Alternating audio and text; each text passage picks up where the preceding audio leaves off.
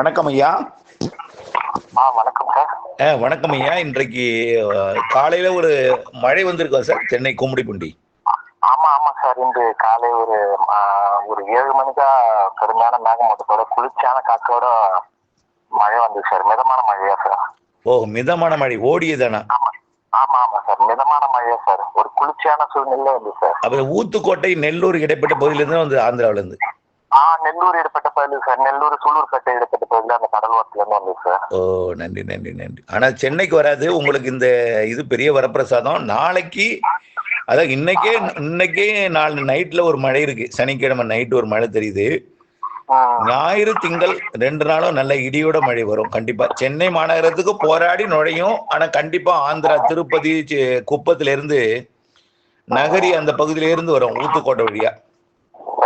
இல்லைன்னா திருவள்ளூர் இந்த பக்கம் திருத்தணில இருந்து வரும், மேற்கு இருந்து. வடக்கு இல்லாட்டி மேற்கு வடமேற்கு திசையில இருந்து வரும்.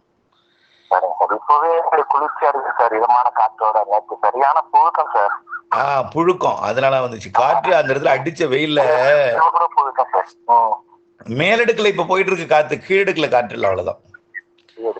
ஆமா ஆமா ஆமா. ஆமா, காற்று வந்து வெப்பத்தால காத்துல உள்ள ஈரப்பதம் லேசாகி மேல போயிடுது. அப்புறம் லேசான காற்றும் மேல போயிடுது. இதனால ஒரு குறைந்த அழுத்தம் மாதிரி ஒரு புழுக்கம் ஏற்படுது, அவ்வளவுதான். ரொம்ப கடுமையா பாதிச்சிருந்தாங்க மக்கள். இப்போ ஓரளவுக்கு நல்லா இருக்கு சார். காலையில இருந்து நல்ல புழுக்கம் சார். இன்னைக்கு இரவெல்லாம் கூட புழுக்கம். நன்றி. இந்த இதுலயே வானிலை அறிக்கையை நம்ம பேசிடுவோம். அதாவதுங்கய்யா, இப்போ என்ன காரணத்தினால இந்த வெப்ப அலை, இந்த மாற்றம்லாம் என்னன்னு கேட்டீங்கன்னா, வழக்கமா இந்த நேரத்துல நடக்கும். அதாவது தென்மேற்கு பருவமழை தொடங்குறப்போ தென்மேற்கு தெற்கு திசையிலிருந்து காற்று வரும். தெற்கு திசைன்னா இந்த வேதாரண்யம் டெல்டா பகுதியில இருந்து நுழைஞ்சி சென்னை வரைக்கும் தெற்கேருந்து காத்து வரும். கடலூர்ல நுழைஞ்சி திருவள்ளூர் வரைக்கும் வரும் காத்து. தெற்கு தென்கிழக்குல இருந்து வரும். அப்புறம் இன்னொன்னு பாத்தீங்கன்னா, கன்னியாகுமரியில இருந்து அப்படியே கேரளா மங்களூர் வரைக்கும் உள்ள பகுதியில வழியாக அரபிக்கடல், நிலநடுக்கோட்டை, அந்த தெற்கே இருக்கக்கூடிய நிலநடுக்கோட்டை இந்திய பெருங்கடல் காற்றும் தென்னரை கோளத்திலிருந்து வந்து நுழைஞ்சி வரும். ஆமா, இது காரணம் என்னன்னா, சூரியன் குத்துக்கதிர் வந்து வடக்க போயிட்டு நமக்கு வந்து ஏப்ரல் மாசம் 27ஆம் தேதி நம்ம ஊருக்கு வந்துச்சு. சென்னைக்கு 25, 26, 27 வந்துச்சு. சென்னை கும்மிடிப்பூண்டி எல்லாம் 25, 26, 27 வந்துச்சு. இப்போ அது இன்னைக்கு வந்து ஜூன் மாதம் 21ஆம் தேதி தான் கல்கட்டா கிட்ட போகும். ஆமா, இப்போ இன்னைக்கு தேதியில இன்னும் வந்து கரெக்டா ஒரு மாசம் இருக்கு, ஜூன் 21க்கு. இப்ப எங்க போயிட்டு இருக்குன்னா, வடக்காந்திரா ஒடிசால ஒட்டி பயணிச்சுட்டு இருக்கு. வடக்காந்திரா ஒடிசாவில தான் பயணிச்சுட்டு இருக்கு இப்ப அந்த சூரியன் குத்துக்கதிர். இன்னும் போக போக ஒடிசாவுக்கு போயிட்டுனா என்ன ஆகும்னா, அங்க காற்று சுழற்சி உருவாகும். இப்பவே காற்று சுழற்சி உருவாகி இருக்கிற காரணத்தினாலதான் காற்று ஒடிசா நோக்கி இழுக்குது. அது மட்டும் இல்லாம தென் சீன கடல், பசிபிக் பெருங்கடலையும் காற்று சுழற்சி இருக்கு. அது குமரி கடல் வழியா போற காற்றும், தென் மாவட்டங்கள் வழியா போற காற்றும், மியான்மர் வழியா அந்த வியட்நாம், கம்போடியாவுக்கு போகுது காத்து. சென்னைக்குள்ள வர்ற காத்து எங்க இருந்து வருதுன்னு பாத்தீங்கன்னா, மகாராஷ்டிரா, ராஜஸ்தான், கர்நாடகா வழியா அந்த காத்தும் கிழக்கு நோக்கி போகுதா. உங்க ஊருக்கு வர்ற காத்து வெப்பமான பகுதியில இருந்து வருது. அதனால அங்க வெப்பமான பகுதியில இருந்து வர்றதுனால வெப்ப அனலா வருது உங்களுக்கு. ஆமா, இது வந்து மழை பெஞ்சிட்டு வச்சுக்கலாம். இப்ப நாளையில இருந்து மழை பெய்ய போகுது. அதாவது ஏன்னாக்க, அரபிக்கடல் காற்று, உயரழுத்த காற்றும் இந்த மேற்கு காற்றும் சந்திப்பை ஏற்படுத்தி உள் மாவட்டங்கள்ல இருந்து மழை உருவாகி சாயந்தரத்துல உங்களுக்கு தினசரி கடல் காத்து வீசும். சாயந்தரம் ஒரு 3:30 மணிக்கு மேல லேசா அப்படியே அந்த துறைமுகம் சைட்ல இருந்தும் அந்த பக்கம் திருவான்மையூருக்கு இடைப்பட்ட பகுதியில இருந்து கடற்காற்று வீசும். அது 6 மணிக்கு 7 மணிக்கு நல்ல ஜில்லுன்னு பட்டினப்பாக்கம், மெரினா, திருவான்மையூர்லாம் நல்ல ஒரு குளிர்ச்சியான காற்று வரும். அந்த காற்றும் இந்த மேற்கு காற்றும் இணைஞ்சு 2 சந்திப்பை ஏற்படுத்தி மாலை இரவுல மழைப்பொழிவு. இன்றைக்கு சனிக்கிழமை, அதாவது இந்த மே 23ஆம் தேதி சனிக்கிழமை கண்டிப்பா 100% உறுதியாக ஞாயிற்றுக்கிழமை, திங்கட்கிழமை கூடுதல் பரப்புல தமிழ்நாட்டுல வட உள் மாவட்டம், வடகடலோரம், ஆந்திர கர்நாடக எல்லையோர மாவட்டங்கள் தொடங்கி வட உள் மாவட்டங்கள் பொழிஞ்சு வடகடலோர மாவட்டங்கள் சென்னை உட்பட வந்து பொழியும்.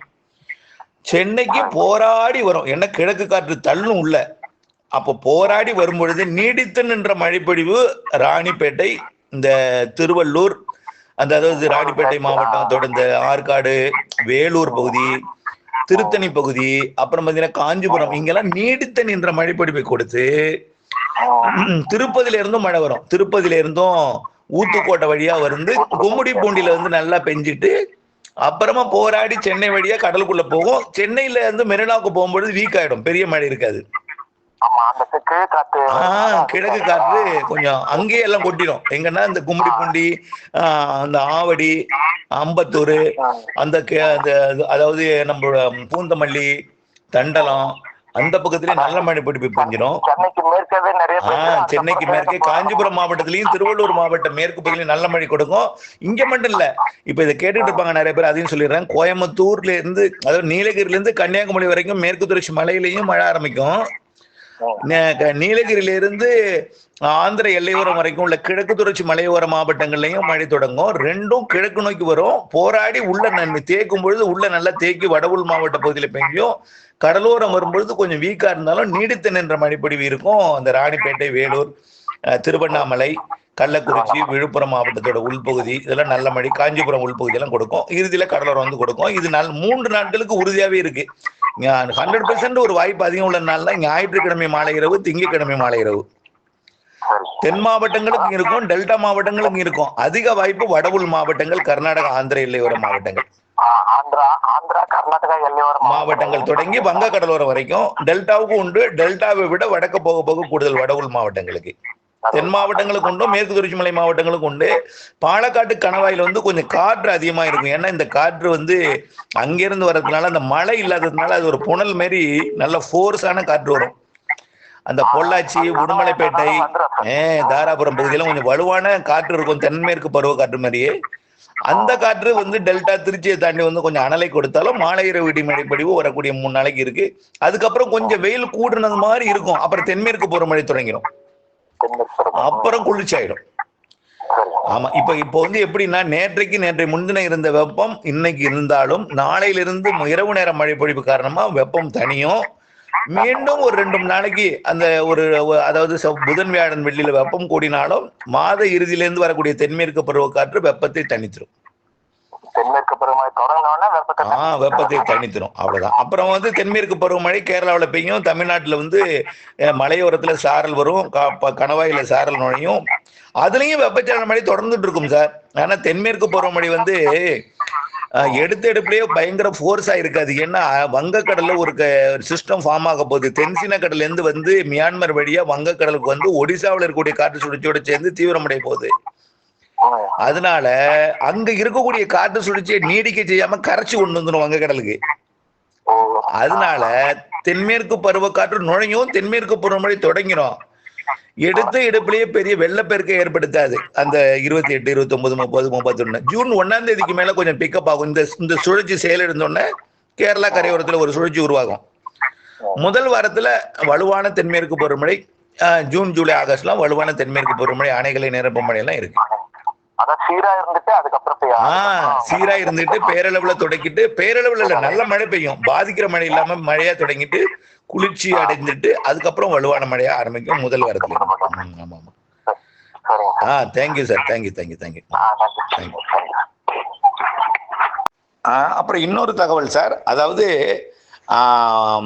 வங்கக்கடலோரம், அதாவது கன்னியாகுமரி முதல் நாகப்பட்டினம் வரைக்கும் உள்ள இந்த வங்கக்கடலோரத்தில் தெற்கு திசை காற்று பாக் ஜலசந்தி மற்றும் மன்னார் வளைகுடா வழியாக வரும். இதனால கோடியக்கரை முனையில் அந்த வேதாரண்யம் ஒன்றிய, தலைஞர் ஒன்றிய பகுதியில் தெற்கு காற்று வலுவாக இருக்கும். அதே போல் ராமேஸ்வரத்துலையும் தெற்கு காற்று வலுவாக இருக்கும். ராதாபுரம், தூத்துக்குடி கடலோரமும் தெற்கு காற்று வலுவாக இருக்கும். இதனால அங்கே வந்து கடலோரத்துக்கு மழை வர்றது கொஞ்சம் போராட்டமாக இருக்கும், வராது. தென் மாவட்டங்களுக்கு கொஞ்சம் குறைவுன்னு சொல்லலாம். இந்த வரக்கூடிய 3 நாள் எதிர்பார்க்கிற மழை. வடக்கு போக போக வடவுள் மாவட்ட பகுதி, கர்நாடக எல்லையோரம், ஆந்திர எல்லையோரம் நல்லா இருக்கும்.